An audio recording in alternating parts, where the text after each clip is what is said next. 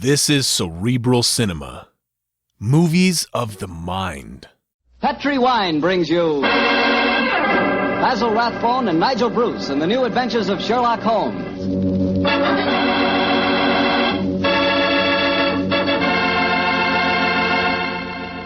The Petri family, the family that took time to bring you good wine, invite you to listen to Dr. Watson tell us another exciting adventure he shared with his old friend, that master detective, Sherlock Holmes.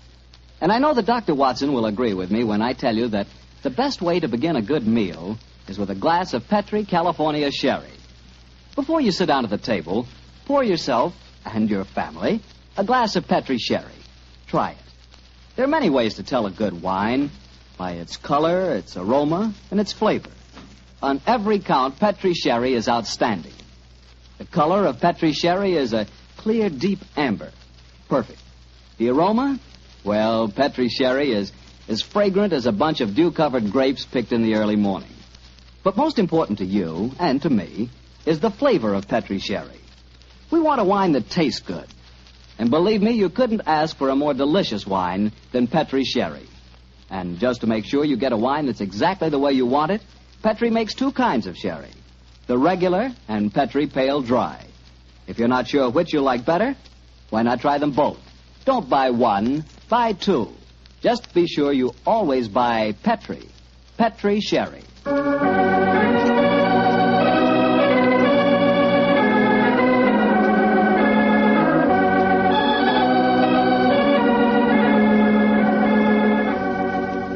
And now I'm sure our good friend Dr. Watson's ready for us. Let's go in and join him.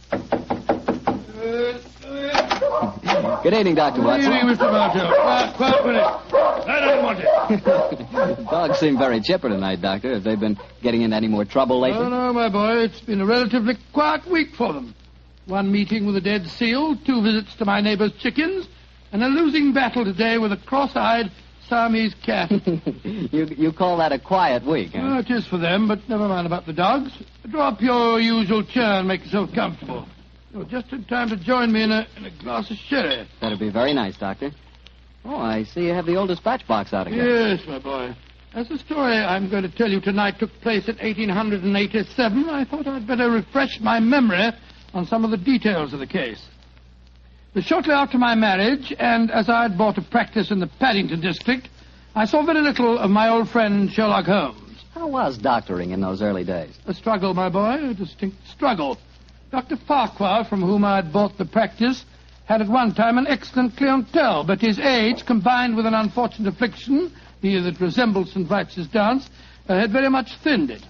I had confidence, however, in my youth and in my energy, and I was convinced that in a very few years the practice would be as flourishing as ever. But, as I said, I saw very little of Holmes in those days.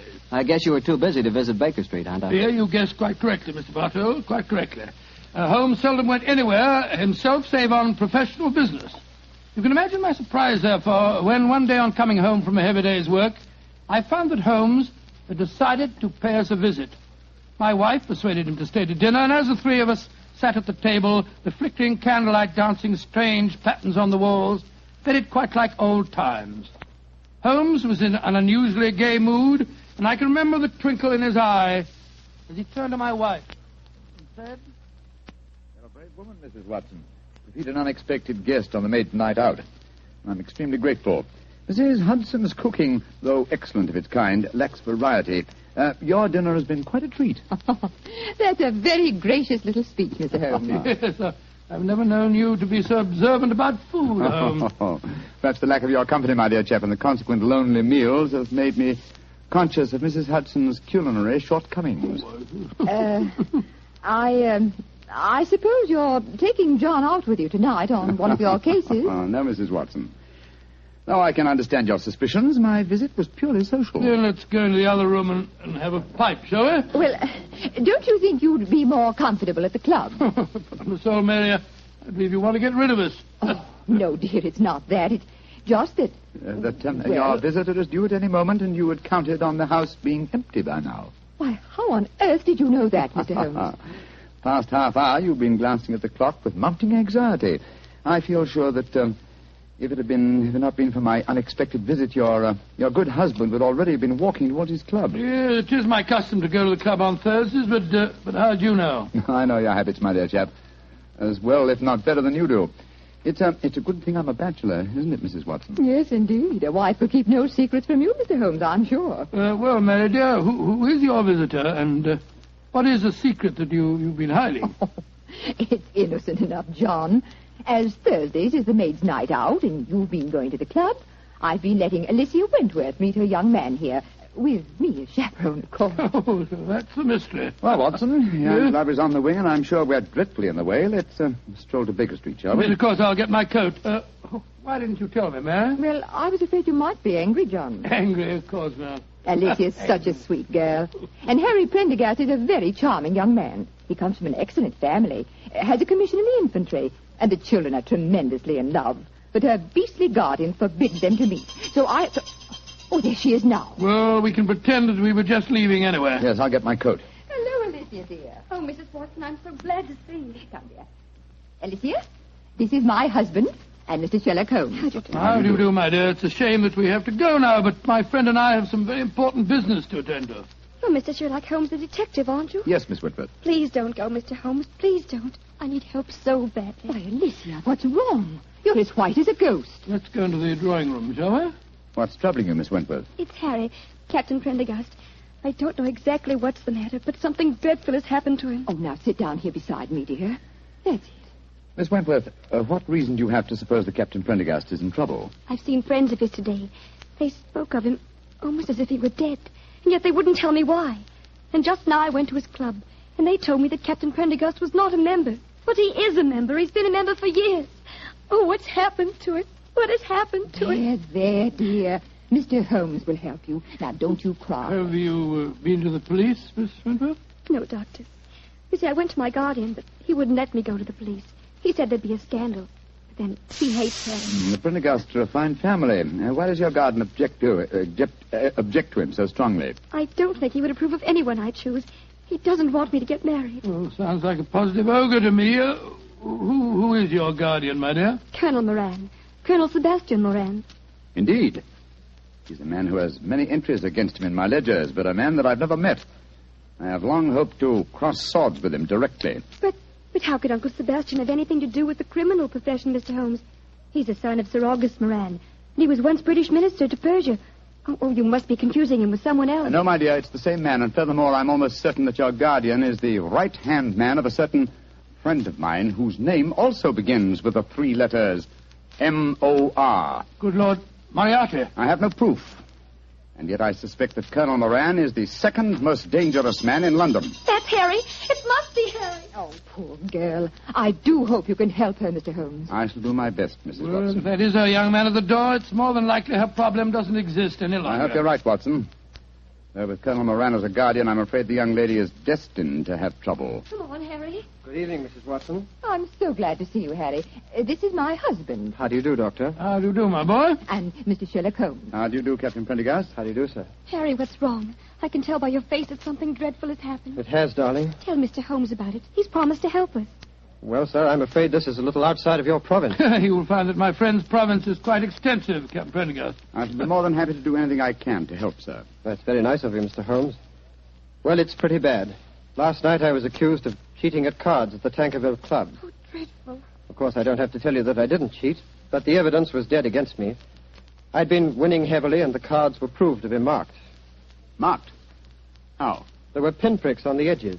Pinpricks which indicated the card's value. How did the pack of cards come into play? That's the devil of it. I myself broke open a sealed pack given to me by the club porter. And I swear that was the pack that was later found to be marked. Was everyone searched? Yes. But they found a new, unopened pack in my pocket. The obvious implication being that you had substituted the marked cards, of course. I can see what happened. Somebody deliberately tried to incriminate you by dropping the new pack in your pocket. Of course, darling. But what I can't understand is how the marked pack was introduced into the game. Were there any other cards found in the room? None, Doctor. The Tankerville, eh? Colonel Moran is a member of the club, isn't he? Yes, he is. Uncle Sebastian uses it all the time. He was present at the game last night, Alicia. Oh, Harry, now we're worse off than ever. If he thinks you cheated at cards, he'll never let us get married. Now, don't worry, Alicia. I'm sure that Mr. Holmes can find a way out of this. I'm afraid it'll be too late.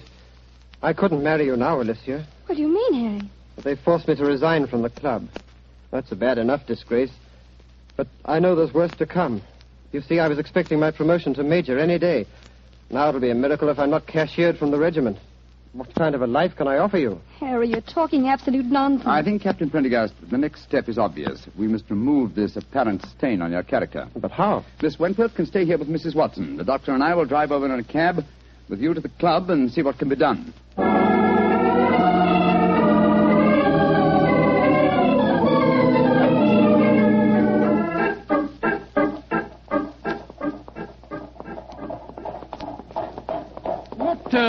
What kind of a card game were you playing last night, Prendergast? Stud poker. Ever since the American ambassador introduced it at the club, it's been quite a favorite. The perfect game for marked cards, which requires no elaborate dexterity in the dealing, simply the knowledge of your opponent's whole card. How many of you were playing? Half a dozen of us. You were winning heavily, you say? Yes, Doctor. Though one of the others, a fellow named David Harkness, was doing well. Now I come to think of it, Harkness almost seemed to know when I was bluffing, as though he could see the marked card. Well, perhaps he was the one who marked them. It's possible. And yet certainly no one could accuse him of tricky dealing. He was so clumsy with his bandaged finger, eh? How did you know he had a bandaged finger, Mr. I'll Holmes? tell you that, Captain Prendergast, when you tell me what's really on your mind. There's a great deal more at stake than a card scandal, isn't there? Yes, there is. I didn't dare to tell Alicia about it. You see, I'm fighting a duel tomorrow. A duel? Lord, with whom? Colonel Moran. Huh? He insulted me last night. He goaded me beyond a man's patience. He taunted me until I couldn't stand it any longer. And so I challenged him. And in so doing, gave him the choice of weapons. Yes, confound it. Of course, he chose revolvers. Moran is a big game hunter of note. He was reputed to be the best shot in England. And I'm probably the worst in London. If only I could shoot as well as I can box. I'm regimental champion, you know. Revolvers? Good heavens, man, revolvers. A duel with Moran is suicide for you. No, it's not suicide. The Tankerville Club. Here, cabby. Keep the change, will you? Oh, blimey. Thank you, Governor. Suicide. No, it's not suicide. This is a carefully laid plan for murder. Pray heaven that we're not too late to avert it.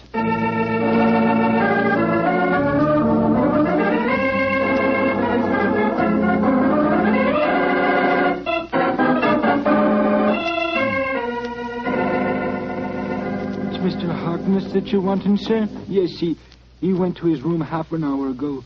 Number 108. Up the main stairs and down the corridor, sir. Thank you. I want you to follow us in precisely 1 minute and bring a sealed pack of the club's playing cards to Mr. Harkness's room. Do you understand? Oh, yes, sir. And thank you.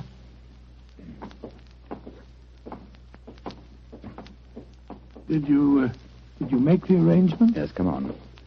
Let's go up to Harkness's room. The 3 members have cut me dead since I came in here.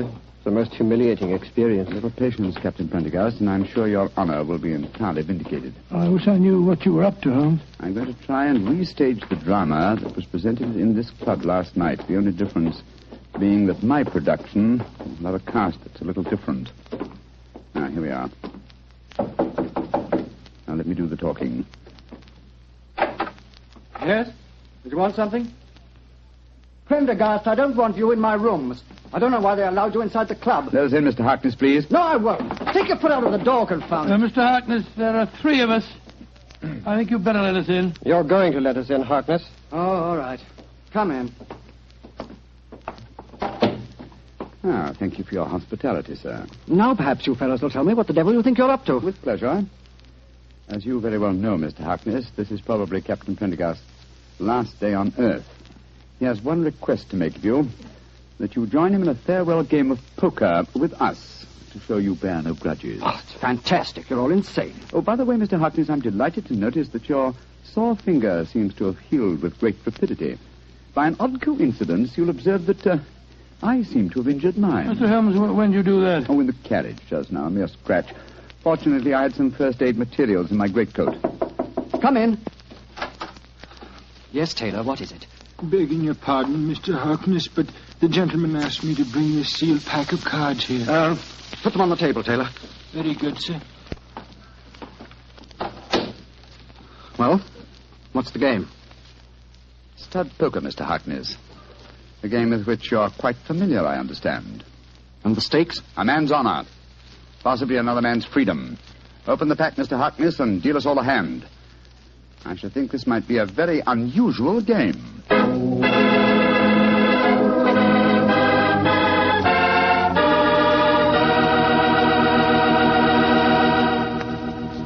You'll hear the rest of Dr. Watson's story in just a few seconds. Time for me to explain that Petri California Sherry is not only an ideal wine to serve before dinner, but it's also the perfect wine for almost any occasion. Petri Sherry is fine after dinner, when you're listening to the radio or just sitting around talking. And, of course, you couldn't ask for a finer party wine than Petri Sherry, especially if your party is at cocktail time. If you don't know what wine to buy, you can't go wrong with Petri Sherry. But be sure it's Petri. Look for the letters P-E-T-R-I. They spell the proudest name in the history of American wine. Well, Dr. Watson, that was quite a game of poker you were settling down to. I have a feeling that Sherlock Holmes had an ace or two up his sleeve, didn't he? Well, figuratively, he did, Mr. Bartell, though at the time I must confess that, as usual, I was pretty much in the dark. David Harkness opened the new sealed pack of cards, and the four of us played a hand of poker. It was easy to see that our unwilling host was far from happy. His ferrety eyes darted from one to the other of us as he played our cards. He knew that he was the victim of a conspiracy, and so he was watching every move we made. Finally, as that strange game progressed, Captain Prendergast leaned across the table and said, I think you're bluffing, Harkness. Do you? Well, it'll cost you exactly the limit to find out. How curious are you? By Joe, I think you are bluffing, Harkness. I'll see you. He'd be a fool to, Watson, when he has a straight flush. What do you mean, Holmes? My dear Harkness, the markings are quite apparent, I assure you, to someone who knows what he's looking for. Scott, you mean that these cards are marked too? Examine them for yourself, old chap. They are marked. They're pinpricked, just like they were last night. Well, that's impossible. Harkness broke the seals on your pack just now. We all saw him do it. He couldn't have switched the pack. And why would I do that, even if I could? I wouldn't try and cheat Mr. Sherlock Holmes, would I? No, Mr. Harkness. I just wanted you to know that I understood the trick. What trick, Mr. Holmes? The same one that was played on you last night, Captain Prendergast.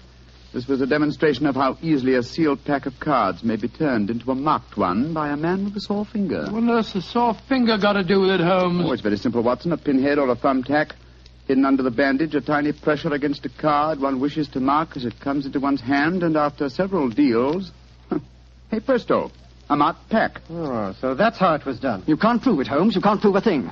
You weren't here last night. No, unfortunately, I wasn't, Mr. Harkness. Otherwise, I should have had the great pleasure of exposing your trick at the time. As it is, I shall have to rely on a public confession. You'll never get a confession from me. Possibly not, but I'm sure that you'll be interested to know that I've made quite an extensive study of card sharping. In fact, I considered giving a little lecture or demonstration here at the club. What are you talking about? This game that we've just played was in the nature of a rehearsal. I should, of course, stress this particular method as being of great local interest. I'm sure most of the gambling members will recall one man who has had unusually bad luck with his fingers. Holmes, you're trying to ruin me. Well, you were willing to see Prendergast ruined. And killed. But a pistol duel with Colonel Moran is almost equivalent to murder. What do you want me to do? From the direction of your glance, Mr. Harkness, I'm certain that you keep a loaded revolver in your desk drawer. That's a very poor solution, I assure you. Why not be a man, write a confession and sign it? It'll free Captain Prendergast from any stigma, and it'll help to trap the real culprit, Colonel Sebastian Moran. Moran? Where does he come into the picture, Holmes? Mr. Harkness knows, don't you? And I think I know now. Why don't you tell us, Harkness? One thing at a time, Prendergast. I owe it to you to write a confession. I'll do that, rather than face a public exposure in the club, but that's as far as I'll go. If you have any ideas about Moran, go and talk to him yourselves. There's a certain honor, you know. Even among thieves? Thank you for the implication, Mr. Harkness. You have writing materials here? Yes, I have writing materials, Holmes. Splendid. Then while you're telling the truth about last night's episode, we'll call on Colonel Sebastian Moran. Have you any idea where we might find him at this time of night? Yes, I have every idea. You'll find him in the gun room. Thinks he has a duel on his hands tomorrow. In the gun room, eh? Thank you, Mr. Harkness. We'll go and talk to him. You may expect us back within half an hour.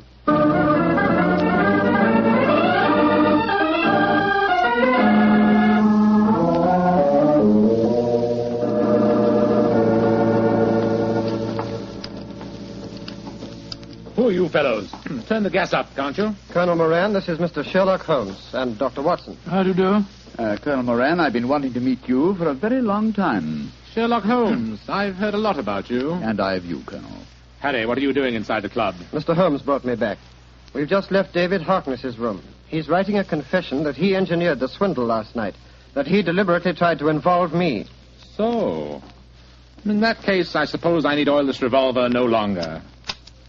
Harkness is a cheat. Dear me, how shocking. Aren't you glad that my name will be cleared in this business? Of course I am. I'm delighted. And you'll apologize for the things that you said last night? Yes, Harry, I'll apologize.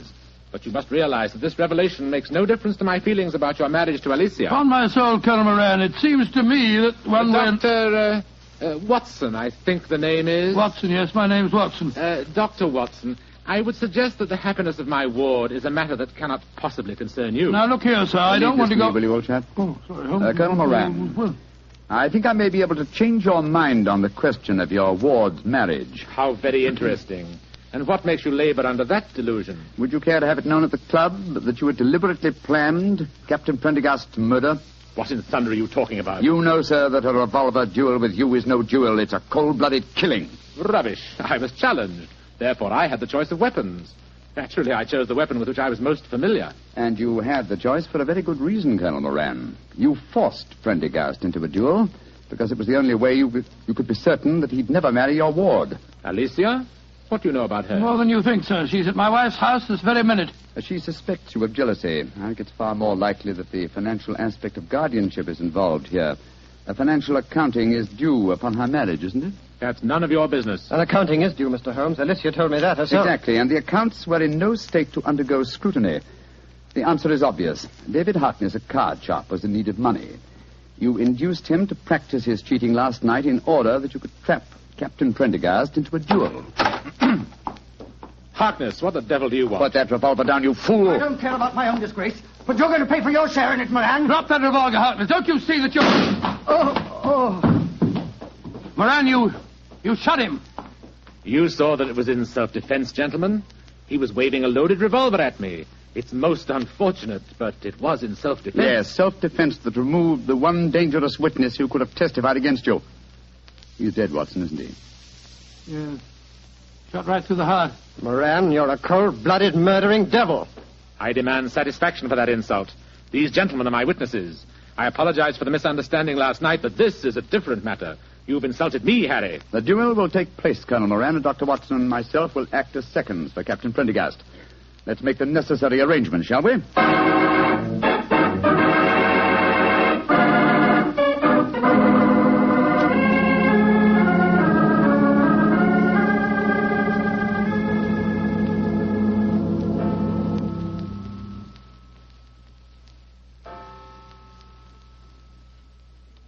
Mrs. Watson? Yes, Alicia, dear. It's 2:00. What can have happened to them? They left here just after 8. Well, if you'd been married to John for any length of time, my dear, you wouldn't worry. When your husband goes out with Sherlock Holmes, you're prepared not to see him for a few days. Mrs. Watson, what are you saying? I haven't got a husband. Oh, now, Alicia, don't glower at me like that. What did you say the time was? It's just after 2, and they left here at 8. What can have happened? Well, I don't know. But Mr. Holmes was with them. So don't worry, my dear. He's frightfully clever. I wouldn't be surprised. There's the front door now. They're back. Oh, dear me. Now I'll have to make cocoa. Harry, darling, what's happened? Oh, lots of things, darling. I'm a member of the Tankerville Club again. I'll probably become a major, and you'll certainly become Mrs. Prendergast before very long. Oh, it all sounds wonderful. What have you two been up to, John? Oh, it's the old story, Mary, dear. Holmes solved the case, and it all ended happily. Happily? My dear Watson, that's hardly the word to use. Harkness is dead, and Colonel Moran is probably in hospital. Please, tell me what happened. Well, your guardian challenged Captain Prendergast to a duel. He overlooked the fact that since he was the challenger, the choice of weapons belonged to his opponent. And perhaps you can guess what that choice was. Boxing gloves. We've just come from the gymnasium at the club, Alicia. I'm afraid I really gave him a thrashing. And a well-deserved one, too. I'm only sorry that I couldn't put him where he belongs, behind prison bars. Oh, Harry. He'll be the laughing stock of London. I'm glad of it. But But that means that he'll never consent to our being married. I disagree, Miss Wentworth. If we keep his secret, and we've hinted that we might, I'm quite certain that he'll withdraw his objections to the marriage, and somehow he'll make up his deficiencies in his guardianship account. Probably by borrowing money from Professor Moriarty. Oh, I think it's all wonderful. But it's well after 2 o'clock in the morning. Let's go into the kitchen, shall we? I'll make some cocoa. Cocoa? Spot of whiskey. Harry, Huh? you and Alicia stay here. You probably have some plans to make. Oh, cocoa's not a very exciting drink. Oh, shush, John. Oh, sorry, dear. As soon as the cocoa's ready, we'll call you.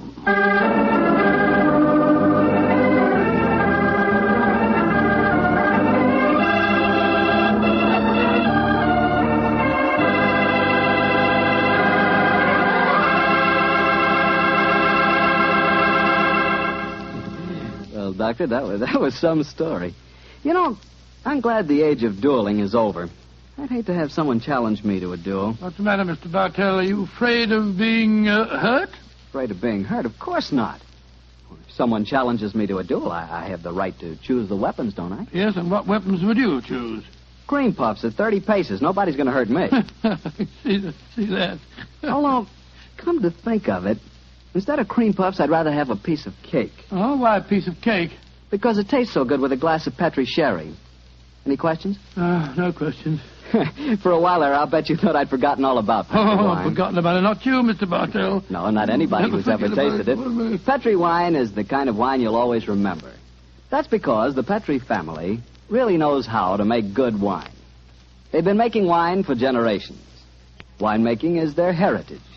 It's an art that's been handed on down in the Petri family from father to son, from father to son. Every drop of Petri wine is clear, fragrant, and delicious. As delicious as the luscious sun-ripened California grapes from which it's made. Remember, the name Petri on a bottle of wine is more than a trademark. It's the personal assurance of the Petri family that their wine is the kind of wine you like, for any occasion. You can't miss with Petri wine because Petri took time to bring you good wine. Well, Dr. Watson, what new Sherlock Holmes story are you planning to tell us next week? Well, now, let me see. Next week? Next week, Mr. Bartell, I'm going to tell you an adventure that took place in the gay Vienna of the 90s. Concerns a strange tragedy that occurred on a ballroom floor and a weird series of murders that were punctuated by the sound of music. I call the story The Waltz of Death.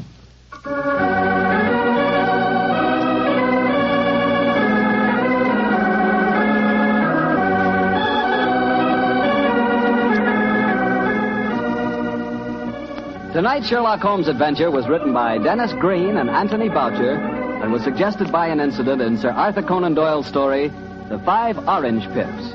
Music is by Dean Fossler. Mr. Rathbone appears through the courtesy of Metro-Goldwyn-Mayer, and Mr. Bruce through the courtesy of Universal Pictures, where they are now starring in the Sherlock Holmes series.